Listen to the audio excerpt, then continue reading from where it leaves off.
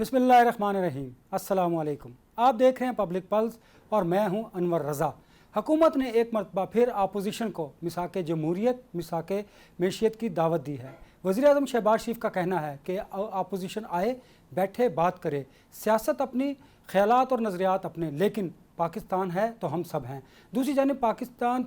جماعت اسلامی نے بجٹ کو مسترد کیا ہے اور انہوں نے ملک گیر احتجاجی تحریک چلانے کا اعلان بھی کیا ہے۔ اسی موضوع پر گفتگو کے لیے کہ کیا سیاسی اور معاشی استحکام ممکن ہے، ہم نے دعوت دی ہے تجزیہ کار ڈاکٹر حامد مشرق کو، اور اسٹوڈیوز میں مجھے جوائن کیا ہے، میرے ساتھ شریک گفتگو ہوں گے تجزیہ کار ماہر قانون بیرسٹر سعد رسول صاحب۔ آپ دونوں کا بہت شکریہ۔ بیرسٹر صاحب، آج آپ سے شروع کرتے ہیں۔ بتائیے کہ ایک پرائم منسٹر کی بڑی اچھی آفر ہے، اپوزیشن کے پاس ایک موقع ہے کہ وہ اپنے شکایت کو، اپنے تحفظات کو اور جو سیاسی مسائل ہیں ان کو مذاکرات کے ذریعے حل کرے۔ کیا یہ سیاسی پوائنٹ سکورنگ آپ کو لگتا ہے یا واقعی حقیقی معنوں میں سیاسی استحکام کی طرف حکومت بڑھنا چاہتی ہے؟ تو یہ کیسے ریزالو ہوں گے پرائم منسٹر صاحب کی آپ کے خیال میں تجویز کے مطابق یہ کیسے ریزالو ہوں گے؟ مل کر بیٹھ کر بات کریں گے تو بھائی کوئی ایسی بات ہے جو نہیں پتا، مل کے بیٹھ کے اس کے اندر کوئی ایسی بات ہوگی، کوئی ایسی تجویز ہوگی شاید جو نہیں پتا۔ بھائی سارے پاکستان کو پتہ ہے کہ کیا ایشو ہے۔ دو تین بنیادی باتیں ہیں جس کی وجہ سے یہ مذاکراتی عمل تھوڑا آگے نہیں چل سکتا۔ اپوزیشن کون ہے؟ میں آپ سے پوچھنا چاہتا ہوں کہ آپ کے خیال میں، ڈاکٹر صاحب آپ کے خیال میں، کسی کے بھی خیال میں، اس ملک میں کیا اپوزیشن سہیل آفریدی ہے یا اپوزیشن سلمان اکرم راجہ صاحب ہیں یا ان میں سے کوئی بھی اپوزیشن نہیں؟ ان میں سے کوئی اپوزیشن نہیں ہے۔ اپوزیشن ایک شخص اور اس کی پاپولیرٹی ہے اس گورنمنٹ کے لیے۔ ٹھیک ہے، ہر گورنمنٹ 100% تو نہیں ہوتی نا۔ اگر عمران خان صاحب اور ان کی پاپولیرٹی نکال دی جائے تو محمود خان اچکزئی صاحب کی جتنی بھی پاپولیرٹی ہے حکومت کو کوئی زیادہ فرق نہیں پڑتا، اور باقی اپوزیشن کی پارٹیز کو جتنی بھی چھوٹی موٹی پاپولیرٹی ہے جماعت اسلامی کی، اس سے کوئی فرق نہیں پڑتا۔ جو آپ نے مذاکرات کرنے ہیں سیاسی کشیدگی کو کم کرنے کے لیے، اگر آپ کے سب سے بھی مذاکرات ہو جائیں اور عمران خان صاحب سے نہ ہوں تو سیاسی کشیدگی وہیں برقرار رہے گی۔ اور اگر عمران خان صاحب سے مذاکرات ہو جائیں اور باقی دیگر چھوٹی پارٹیز، دیگر سٹیک ہولڈرز جو عمران خان صاحب کے ساتھ ہیں یا اور وجہ سے اس حکومت کے ساتھ نہیں ہیں، ان کے ساتھ آپ بعد میں پیس میل بھی کر سکتے ہیں، کوئی اتنا فرق بھی نہیں پڑتا، بیکاز اوور آل ایک پاکستان کے اندر پولیٹیکل سٹیبلٹی آ چکی ہوگی یا کوئی سیٹلمنٹ ہو چکی ہوگی۔ تو پرائم منسٹر صاحب اگر اس بات کو سمجھتے ہیں کہ جینونلی اگر پاکستان میں اگر صرف ایک سیاسی آئی واش نہیں، اگر واقعی یا پاکستان کے اندر جو پولیٹیکل انسٹیبلٹی ہے، جو لوگوں کو خلش ہے، جو لوگوں کو لگتا ہے کہ ہمارا ووٹ نہیں کاؤنٹ ہوا، 47 45 یہ وہ جو اصل کہانی ہے، اگر آپ وہ ریزالو کرنا چاہتے ہیں تو آپ کو مذاکرات کے اندر عمران خان صاحب سے بات کرنی پڑے گی۔ اگر ان سے کسی کی بات نہیں ہو رہی تو وزیر اعظم صاحب کس سے مذاکرات کریں گے؟ اگر باقی سارے بھی مان جائیں اور پوچھا جائے کہ کیا عمران خان صاحب آن بورڈ ہے لیکن عمران خان صاحب سے ملاقات نہیں ہوئی، تو کس کو یقین آئے گا کہ جو ڈیل سہیل آفریدی صاحب یا سلمان اکرم راجہ صاحب یا بیرسٹر گوہر صاحب یا ایون محمود خان اچکزئی صاحب یا میں بہت عزت کرتا ہوں راجہ ناصر عباس صاحب کی، وہ اگر سارے مل کے بھی حکومت سے ایک ڈیل کر لیں اور سب کہیں کہ جی اب ہم سیٹل ہو گئی کہانی، اور پوچھا جائے کہ کیا عمران خان صاحب کا اس میں ایگریمنٹ تھا، اور کہیں کہ یار ایکچولی ان سے تو ملاقات نہیں ہوئی، تو کوئی ڈیل نہیں ہوئی، اس کا مطلب ہے کہ ایک سیاسی سیٹلمنٹ تو ہو گئی ہو لیکن پاکستان میں جو سیاسی غیر یقینی کی کیفیت ہے وہ برقرار رہے گی۔ تو پرائم منسٹر صاحب سے گزارش ہے کہ آپ اس اپنے آئیڈیا میں یا اس تجویز میں تھوڑی کریڈیبلٹی لانے کے لیے یہ کہیں کہ اپوزیشن جو مین اپوزیشن ہے پی ٹی آئی، وہ اپنے بانی سے مل کے ایک سیٹ آف ڈیمانڈ سیٹل کر لے اور پھر ہم بیٹھ کے بات کر لیتے ہیں، اور کوئی رسائی ہوگی اس سیٹلمنٹ کو اوکے کرنے کے لیے کہ اگر اس میں کوئی تجویز چینج ہوئی تو عمران خان صاحب سے پوچھا جائے گا تاکہ ایک سیٹلمنٹ ہو۔ یہ تو نہیں ہو سکتا کہ جس سے سیٹلمنٹ ہونی اس سے بات ہی نہ کریں اور باقی سارے سیٹل کر لیں آپس میں۔ اگر میں اور حامد صاحب اور آپ کہیں کہ آج سے پولیٹیکل مسئلہ سیٹل ہو گیا ہمارا، تو اس سے کیا فرق پڑے گا؟ ڈاکٹر صاحب، کانفیڈنس بلڈنگ میئر کے لیے جس طرح سعد بھائی نے بھی کہا بہتر نہیں کہ گورنمنٹ جو ہے وہ انڈائریکٹلی چلیے، ڈائریکٹلی نہیں تو انڈائریکٹلی جو ناصر عباس صاحب ہیں، محمود خان اچکزئی صاحب ہیں، سلمان اکرم راجہ اور باقی جو قائدین ہیں پاکستان تحریک انصاف کے، ان کے ذریعے خان صاحب کے ساتھ انڈائریکٹلی مذاکرات کر لیں، پھر شاید ہم سیاسی استحکام کی طرف بڑھ سکتے ہیں۔ ادروائز آپ کو لگتا ہے کہ یہ صرف ایک سیاسی نعرہ یا پولیٹیکل پوائنٹ سکورنگ ہے حالات کو شاید بہتر کرنے کے لیے؟ دیکھیے، آپ پاکستان کا جو ماضی ہے ہماری حکومتوں کا، ان کی سب سے بڑی جو میں سمجھتا ہوں ناکامی رہی وہ یہی ہے کہ انہوں نے اوپن ہارٹیڈلی، کھلے دل سے اپوزیشن کو اور اپوزیشن کے کردار کو تسلیم نہیں کیا۔ اور اسی کے اندر یہ جو سعد رسول بات کر رہے ہیں بالکل ٹھیک ہے کہ تمام سٹیک ہولڈرز بشمول ہم جو مرضی کر لیں، موسٹ پاپولیرٹی جو ہے وہ بہرحال خان صاحب کی ہے اس وقت، اس کے ساتھ بھی ایک بہت بڑی عوام کی تعداد ہے، اور اس کے حوالے سے بڑا کلیئرٹی یہ ہے کہ پاکستان کے لیے ہم سب، کسی کے بھی اوپر ہم ڈاؤٹ نہیں کرتے ہیں، ہم سب پاکستانی ہیں، محب وطن ہیں، اور ہمارے لیے ضروری ہے کہ پاکستان کی معیشت کو بچایا جائے۔ معیشت بچانے کے لیے پاکستان میں سیاسی استحکام ضروری ہے۔ سیاسی استحکام لانے کے لیے تمام سٹیک ہولڈرز کا مل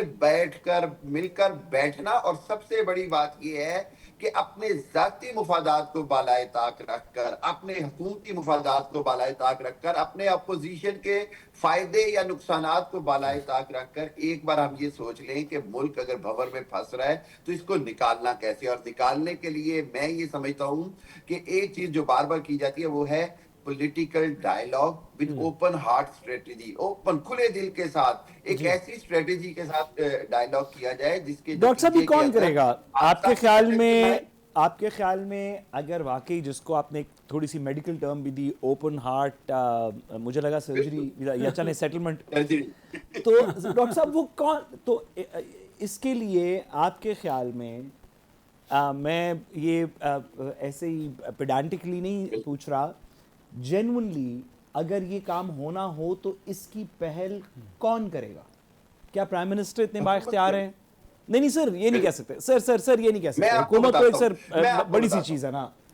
کیا پرائم منسٹر صاحب اگر یہ کہیں کہ میں عمران خان صاحب سے مذاکرات کر کے اور باقی اپوزیشن سے مذاکرات کر کے اس کو سیٹل کرنا چاہتا ہوں،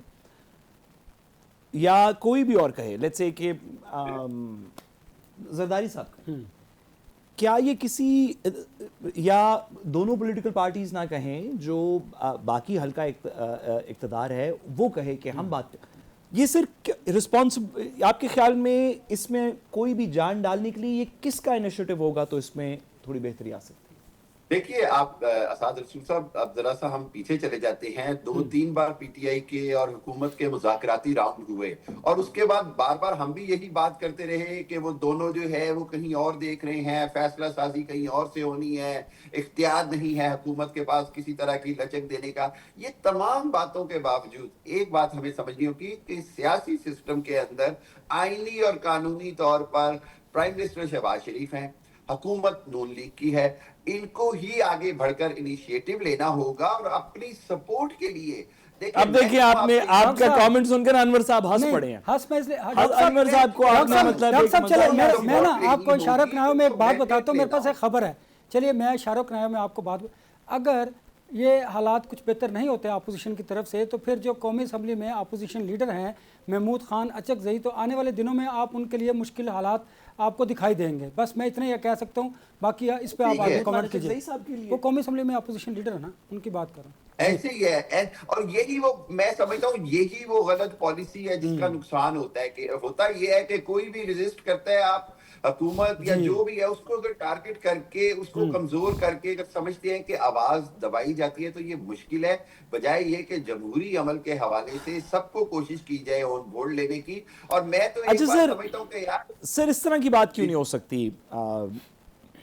کہ سر دو مسئلے ہیں نا، ایک سیاسی مسئلہ ہے، ایک ادارہ ریلیٹڈ مسئلہ ہے جس کو ہم 9 مئی کہہ دیتے ہیں، وہ صرف کرمنل ایکشن ہے، اس کو کرمنل طریقے کو، کرمنل پروسیسز کو، جو بھی اس کے اپیلیٹ پروسیسز ہیں، آپ سر 9 مئی کے معاملات کو عدالتوں کے ذریعے حل کیا جائے۔ میں کہ سر جو کرائم کمٹ ہوا، جنہوں نے کمٹ کیا، جیسے کمٹ کیا، اس کی ایک پروسیکیوٹوریل طریقہ ہے، اس کو اس طرح چلائیں، اور کہیں کہ اس میں کوئی بھی شامل ہو, نواز شریف صاحب شامل ہوں یا عمران خان صاحب شامل ہوں یا چھوٹے سے چھوٹا ورکر شامل ہو یا بڑے سے بڑا بندہ شامل ہو, وہ جو بھی ہوگا ہم اس کو پروسیکیوٹ کریں گے. اور جو اس میں شامل نہیں ہوگا یا نہیں ہے, وہ ایک سیاسی طاقت ہے, اس سے نیگوشیٹ کر لینا چاہیے. اس میں سر کیا مسئلہ ہے؟ اگر یہ ڈویژن کر لی جائے تو پھر یہ عمل پھر پرائم منسٹر کر سکتے ہیں سر؟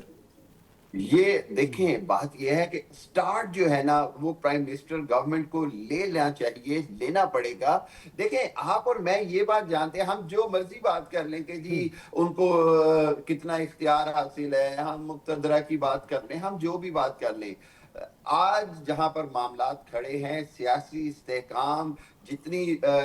پی ٹی آئی کی ضرورت ہے اس سے زیادہ ضرورت آج نون لیگ اور پیپلز پارٹی کی ہے. دیکھیں سسٹم کے چلانے کے لیے اگر اب بھی ریئلائزیشن نہیں ہوگی تو پھر میں بار بار بات کرتا ہوں کہ پھر سسٹم کہیں اور جائے گا. آپ یہ انڈرسٹینڈ کیوں نہیں کرتے ہیں کہ آج جہاں پر پاکستان کھڑا ہے یہاں پر ہر حالت میں نیشنل ڈائیلاگ, اچھا سر, آپ نے ایک بڑی اچھی بات کی, رائے پیدا کرنا بڑا ضروری ہے. آپ نے سر ایک بڑی اچھی بات کی. تو یہ سر جو آپ کہہ رہے ہیں کہ پھر سسٹم کہیں اور جائے گا, اگر سیاسی لوگ اگر سیاسی لوگ مسئلے سالو نہیں کر پائیں گے تو سسٹم کہیں اور جائے گا. آپ کے خیال میں سر سسٹم کو کہیں اور جانے میں اگر سیاسی لوگ مسئلے سالو نہ کر سکیں تو کتنی دیر میں سسٹم کسی اور طرف چلا جائے گا؟ کہیں قریب ہیں ہم یا دور ہیں اس سے؟ میں نام نہیں لوں گا. کچھ دن پہلے ایک ہمارے بڑے اچھے دوست ہیں, بڑے بھائیوں کی طرح, ان کا ایک کالم آیا, اس کے بعد انہوں نے کل اس کے جواب میں بھی ایک کالم لکھ دیا. مقصد کیا ہے؟ مقصد یہ ہے کہ ہمارے ہاں اس بات کی برداشت ختم ہو گئی ہے کہ یہ کہہ بھی دیا جائے کہ یار سسٹم خطرے میں ہے, اس کے ریئیکشن جو آتا ہے حکومت کی طرف سے بجائے یہ کہ ریئلائز کیا جائے. دیکھیں میں تو بڑی سادی سی بات کرتا ہوں, کوئی ٹائم فریم نہیں. پاکستان کی آپ تاریخ اٹھا کے دیکھ لیں, 24 گھنٹے میں صورتحال کہیں کی کہیں چلی گئی. نہیں سر, کئی بار ایسا ہوا, سوری ڈاکٹر صاحب, میں پوچھنا ہی چاہ رہا ہوں, معذرت, کہ سر کوئی آپ کے خیال میں اس طرح کا ٹریگر ہے کہ اگر ہمیں ٹیکس, سوری سر, کہ اگر ہمارے ریزروز, کیونکہ ہمارا بجٹ بیلنس نہیں ہو رہا ہے, اس حکومت سے اکانومی نہیں چل رہی, اگر وہ 10 بلین پہ آ گئے تو پھر سسٹم کہیں اور چلا جائے گا, یا کہ اگر ان امپلائمنٹ فلانی جگہ پہنچ گئی تو, یا اگر ڈالر کی پرائس 305, سر کوئی آپ کے خیال میں کوئی اس میں ٹریگر ہے, کوئی سوچ رہا ہے یہ کہ یار اگر یہ سال کے اینڈ تک نہیں ہوا یا اس بجٹ تک نہیں ہوا یا اگلے بجٹ تک یہ کام نہ کریں تو پھر ہم کچھ اور کریں گے؟ صاحب اس کا ایک سادہ سا پیرامیٹر ہے, بڑا سادہ سا پیرامیٹر ہے, وہ یہ ہے کہ معیشت اگر اس حد تک جاتی ہوئی محسوس ہوئی جہاں پر عوام جو ہے وہ اپنی برداشت کی آخری حد پر نظر آئے تو اس برداشت کی سر اب کس حد پہ نظر آ رہی ہے؟ آپ سیکنڈ ابھی کون سی سر آخری حد نہیں نظر آ رہی سر آپ کے خیال میں؟ نہیں, میں آپ کو بتاؤں ہماری آپ وہ سر جان لاک نے نا سر, میں آپ کو بتاؤں جان لاک نے سر ایک آخری حد کا ٹریگر کسی وقت بھی آ سکتا ہے. ہم یہ سمجھتے ہیں اور یہ جانتے ہیں کہ یہ آخری حد کا ٹریگر کسی وقت بھی آ سکتا ہے. سر ایک نا وہ کہانیز ہے جس کو پھر لاک نے اور پھر روسو نے فرینچ ریولوشن کے اندر سر ایک نا ایک وقت لکھا جس میں ایک فریز ہے ایٹ دا رچ, جو فرینچ ریولوشن کا پھر سلوگن بھی بنا, ایٹ دا رچ, کہ ہمیں امیروں کو کھا لینا چاہیے. سر پاکستان اگر اس طرح کی, دیکھیں ہمیں بات صحیح کرنی چاہیے, پاکستان میں بڑی ایفرٹ کی گئی ہے اکانومی کو ٹھیک کرنے کی, اس میں S I F C create ہوئی, اس میں فورن انویسٹمنٹس کی بات ہوئی, اس میں ابھی بھی ہو رہی ہے, بہت ایفرٹ ہو رہی ہے اکانومی کو ٹھیک کرنے کی متعلقہ حلقوں کی طرف سے,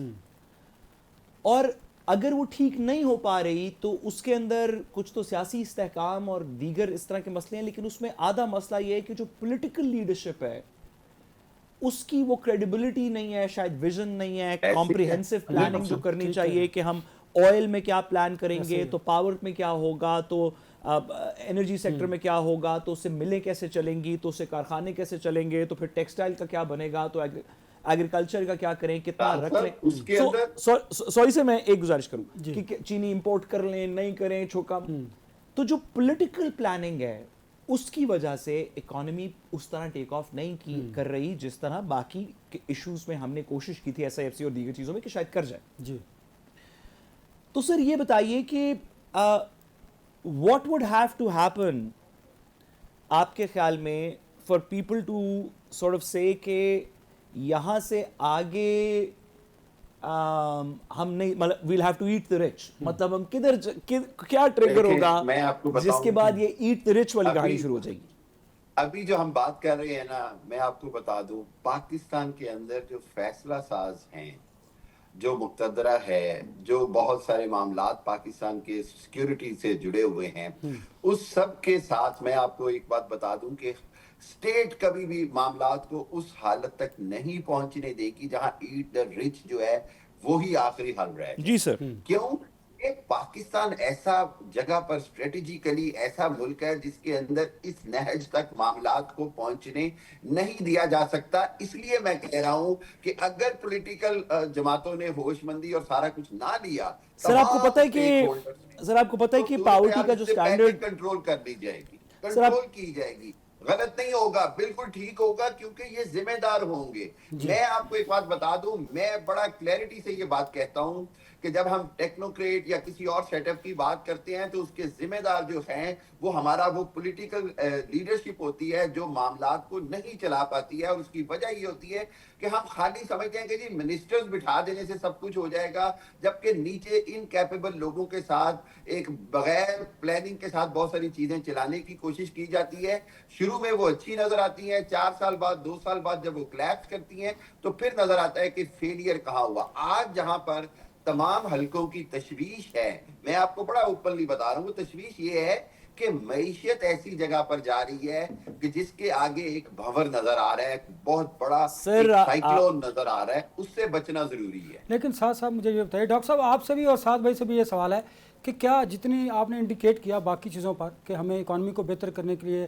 اپنی پالیسیز کو بہتر کرنا ہوگا، ادارہ جاتی ریفارمز کرنی ہوں گے، بیوروکریسی کو ٹھیک کرنا ہوگا، ون ونڈو آپریشن لانا ہوگا، زر مبادلہ کے ذخائر بڑھانے ہوں گے، ایکسپورٹ، ساری چیزیں، وہاں پر آپ سمجھتے نہیں ہیں کہ خان صاحب کو بھی اپنے رویے میں کوئی لچک لانی ہوگی، اپنی جو ان کے سخت سٹانس ہے اس کو بھی بہتر کرنا ہوگا، تبھی ہم پولیٹیکل جو استحکام ہے اس کی طرف بڑھ سکتے ہیں؟ دیکھیے میرا تو خیال ہے کہ یہ ان سب میں سے بڑی وجہ ہے۔ جی میرا تو خیال ہے کہ کسی بھی پولیٹیکل سیٹلمنٹ کے لیے تمام سائڈز کو تھوڑی سی لچک دکھانی چاہیے۔ میرا تو اس میں کیا دو رائے ہو سکتی ہیں، لیکن لچک دکھانے کی پہل کون کرے گا یہ سوال ہے۔ کیا وہ جو اقتدار میں ہیں کیا وہ لچک دکھانے کی پہل کریں گے، یا وہ جو سمجھ رہے ہیں کہ ہمارے سے غلط اقتدار لیا گیا اور ہمیں جیلوں میں ہیں، یہ ہیں وہ ہیں؟ میرے خیال میں I could be wrong، میرے خیال میں جو بھی صاحب اقتدار ہو اس کو کوئی پہل کرنی چاہیے سچویشن کو بہتر بنانے کی۔ ایک آپ گھر میں ہوتے ہیں، ایک بڑا شخص ہوتا ہے اور ایک بچہ ہوتا ہے، کسی وجہ سے بچے نے کوئی آگے پیچھے بات کی، کوئی بحث ہو گئی، تو بڑے کا کام ہے کہ شفقت سے پہلا قدم لے اور بچے سے کہے کہ یار اس میں کوئی اتنی بڑی بات نہیں، ہمیں اس میں بھائی کوئی طریقہ ہوگا نا۔ جو صاحب whoever holds the power کسی بھی میٹرکس کے اندر، وہ ریلنٹ تھوڑا کرے گا تو، ورنہ تو اگر کمزور ریلنٹ کرے گا تو ایک صرف وہ ڈیفیٹ ہی ہوئی نا، پھر تو ایک مطلب کوئی کمپرومائز نہیں ہوا نا۔ لیکن میں کرتا ہوں، میں سوری سر، میں ایک گزارش کروں کہ ابھی جو نمبرز ہم نے سیٹ کیے ہیں غربت کے، جو بجٹری نمبرز ہیں، اس میں 8,400 میرا خیال ہے 8,400 کی وہ پر منتھ جو شخص 8,400 کے قریب کماتا ہو اس کو ہم کہہ رہے ہیں کہ غریب نہیں ہے۔ جی ایسے جو روز کے بنتے ہیں 283، $1 سے بھی کم، $1، جو شخص یا خاندان یا جو $1 پہ ایک شخص رہتا ہو اس کو ہم غریب نہیں کہتے۔ یہ نہیں کہ ہم کہتے ہیں کہ غریب ہے، اس کو دن پہ اس کے پاس ایک ہوم لیس لوگوں کے پاس امریکہ میں نا روز کے 1 سے زیادہ ڈالر ہوتے ہیں، تو جو $1 پہ کماتا ہے روز کا اس کو ہم کہتے ہیں تو غریب نہیں ہے۔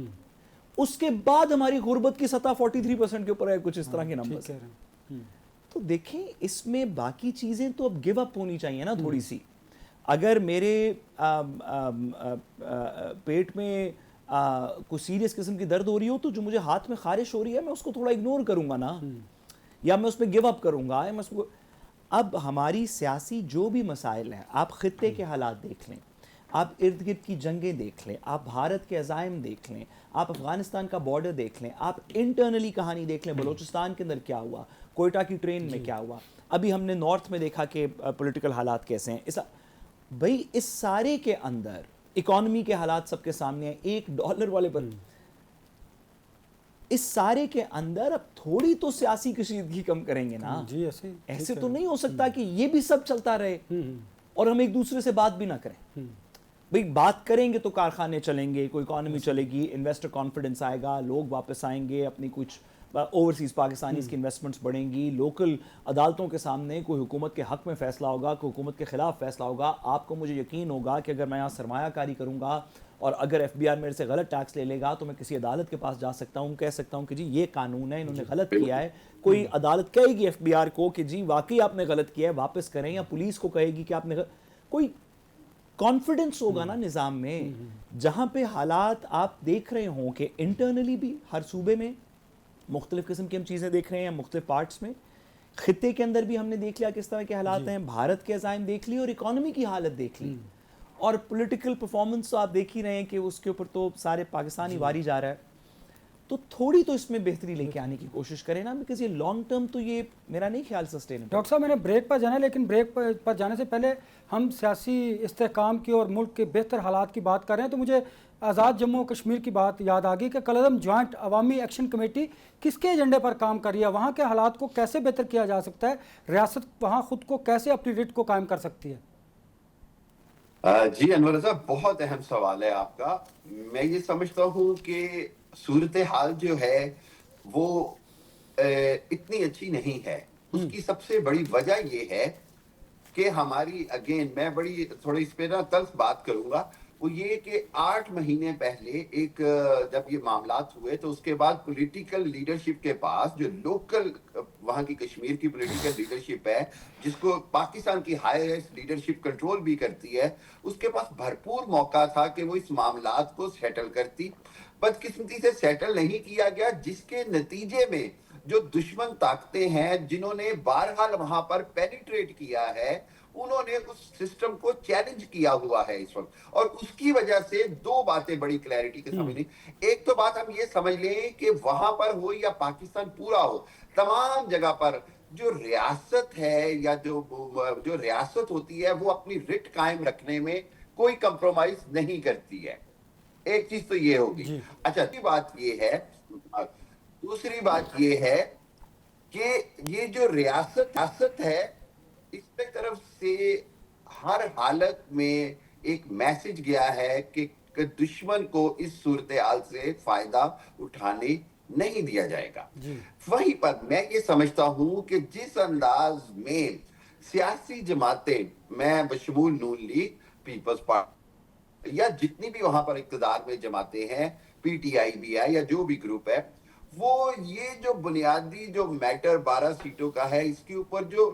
عارضی سیاست کر رہے ہیں، اس کا ایک قانونی آئینی حق ہے اور آئینی اس کا سلوشن ہے، اس کے اوپر کام نہیں ہوا. میں یہ آپ کو بڑی کلیئرٹی سے آپ بات بتاؤں کہ مجھے ایسے لگتا ہے، جو میں نے اس ساری صورتحال کو میں دیکھ رہا ہوں انٹرنیشنلی، اس کو دشمن جو ہے اس سے فائدہ اٹھانے کی کوشش کر رہا ہے. دشمن نے اس کے اندر جو کالعدم جماعت کے اندر بہرحال کچھ اپنے فیکٹرز پینیٹریٹ کیے ہوئے ہیں، جس کی وجہ سے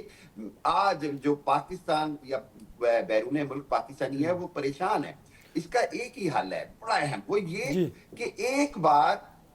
نان پولیٹیکل ڈائیلاگ کمیٹی کے ساتھ، نان پولیٹیکل اپروچ کے ساتھ اس کو ہینڈل کیا جائے. اس کو ہینڈل اس طرح کیا جائے کہ جس کے اندر ایک واضح طور پر ایک پیرامیٹرز ڈیزائن کیے جائیں کہ کشمیر کے حوالے سے ہم پورے کشمیر کا ایک کشمیری ہمیشہ سے پاکستان کے ساتھ ہے، ہمیشہ سے پاکستان کے ساتھ رہے گا. لیکن وہیں پر اگر کوئی ایک میں سمجھتا ہوں ڈیلیگیشن یا ایک ایسی کمیٹی بنا دی جائے جو کہ پولیٹیکل ایفیلیشن سے ہٹ کر ہو. اس کی وجہ یہ ہے کہ ایک بد اعتمادی پیدا ہو گئی ہے پولیٹیکل ایفیلیشن والوں کے اندر کہ جی شاید نون لیگ اپنا فائدہ دیکھ رہی ہے، پیپلز پارٹی اپنا دیکھ رہی ہے، کوئی اپنے اقتدار کو طول دینا چاہ رہا ہے، کوئی جلدی الیکشن کرانا چاہ رہا ہے. تو اس صورتحال کے اندر one thing is very clear کہ اسٹیٹ کوئی کمپرومائز کبھی نہیں کرتی، نہ کرے، اسپیشلی جب دشمن کا ایجنڈا ڈاکٹر صاحب آپ کی بات درست ہے، میرے پاس اس حوالے سے بہت سی ڈیٹیل ہے، لیکن چونکہ وقت کی کمی ہے مجھے بریک پر جانا ہے. بریک سے واپس آئیں گے تو امریکہ ایران معاہدے کے حوالے سے جو پیش رفت ہے اس پر بات کریں گے. میرے ساتھ رہیے گا. Welcome back. ایران امریکہ معاہدے کے حوالے سے مختلف متضاد اطلاعات ہیں، اس میں کیا صداقت ہے اس پر بھی بات کریں گے. بیرسٹر صاحب، ایران اور امریکہ کے معاہدے میں پریزیڈنٹ ٹرمپ کہتے ہیں کہ آج معاہدہ ہو جائے گا. ایران پاسدارانہ انقلاب نے کہا کہ جب تک ہمارے مطالبات کو تسلیم نہیں کیا جاتا اس وقت تک یہ مطالبہ نہیں ہوگا، اور پاکستان کی طرف سے بھی تھا کہ آج یا کل میں 24 یا 48 گھنٹوں میں دستخط ہو جائیں گے. الیکٹرانک دستخط کی تقریب بھی منعقد کی جائے گی. ساری سچویشن کو کیسے دیکھتے ہیں؟ جو مطالبات ہیں ایران کے وہ آپ کے سامنے ہیں، وہ فلفل ہو جائیں گے؟ دیکھیے، سب سے پہلے تو ایک پرنسپل طے کر لیں کہ جو مطالبات ایران نے دیے ہیں ان پہ اگریمنٹ ہو یا ان میں سے کچھ چیزیں چینج کر دی جائیں، جی، لیکن اگریمنٹ ان ٹرمز پہ ہوگا جو ایران مانے گا. ضروری نہیں کہ امریکہ کے ہر ٹرم ماننے کے اوپر اگریمنٹ ہو. امریکہ کو کچھ ناپسند چیزیں کرنی پڑیں گی ایران کی بات ماننے کے لیے. اگر آپ کچھ ڈیمانڈز ایران سے کوئی، میں امریکہ کے پرسپیکٹو سے کہہ رہا ہوں کہ اگر وہ کوئی ترلا کر کے، کوئی دھمکی لے کے، کسی طریقے سے کوئی ڈیمانڈ چینج بھی کروا لے تو ایران کی ڈیمانڈز ایفیکٹولی ہوں گی جن کے اوپر یہ سیٹلمنٹ ہوگی. کیونکہ اب یہ بات واضح ہو چکی ہے کہ اگر ایران نے اس بات سے ڈر جانا تھا کہ جنگ پھر سے شروع نہ ہو جائے یا پتہ نہیں کہ ساڈا کی بنے گا، سو آن اینڈ سو فورتھ، تو وہ اس سے نہیں ڈر رہے. نہ صرف اس سے ڈر نہیں رہے، سی این این کی رپورٹ ہے پچھلے ہفتے کی کہ ایران نے اپنا جو ان کے میزائلز، کچھ نیوکلیئر نہیں، جو کنونشنل میزائلز اور ڈرونز ان کے ملبے تلے دب گئے تھے جنگ کے دوران، وہ نکال کے ان کو ریفربش کر کے اپنے اکوپمنٹ کو، سی این این کی رپورٹ ہے کہ تقریباً 80% ریپلینش کر لیا. جو ان کے چیزیں لانچرز جو ان کے تباہ ہوئے تھے انہوں نے ان کو کر لیا ہے. ایران کی اپنی تاس ایجنسی کی رپورٹ ہے کہ جتنے برج تباہ ہوئے تھے اس جنگ میں ایران نے 60 دنوں میں سب واپس بنا دیے. بھائی وہ اس جنگ کو لڑنے کو مزید بھی تیار ہے. امریکہ اس جنگ کو مزید لڑنے کو تیار نہیں ہے. اس نے ابھی بھی ڈیمیج فیس کیا ہے، پہلے بھی کیا تھا. وہ ہیجمنی بھی بریک ہو گئی. وہ جو ایک مت تھی کہ جب امریکہ کا بحری بیڑا کہیں پہنچ جائے، آپ کو یاد ہے 71 کی پرسپیکٹو کے اندر بھی ہم امریکن سکس فلیٹ کا، وہ شہباز خان مزاری صاحب وغیرہ کی کتاب ہے جرنی ٹو ڈسلوژنمنٹ اور دیگر کے اندر اس طرح کی بات مینشنڈ ہے کہ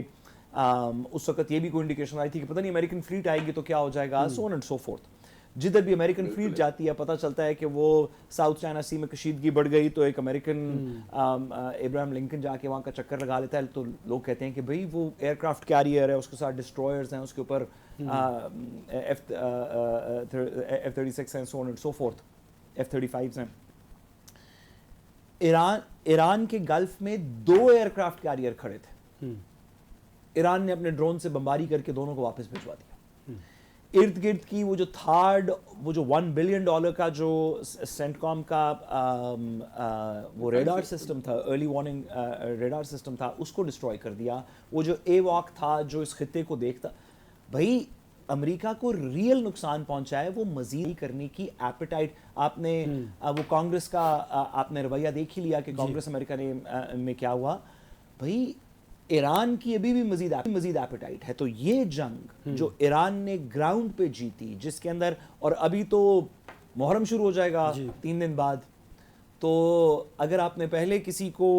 لڑتے دیکھا تھا تو اب اس کا جذبہ اور بڑھ جائے گا. اب وہ تو ایک شہادت کے جذبے سے وہ محرم ہے اور وہ ایران ہے. تو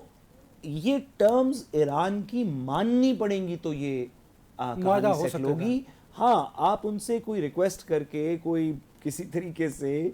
آپ ان کو 2 باتوں پہ منا سکتے ہیں کہ جی آپ یہ مہربانی کر کے ہماری بات مان جائیں. لیکن ایران ڈٹرمن کرے گا کہ پیس ڈیل کیا ہوگی. ڈونلڈ ٹرمپ تو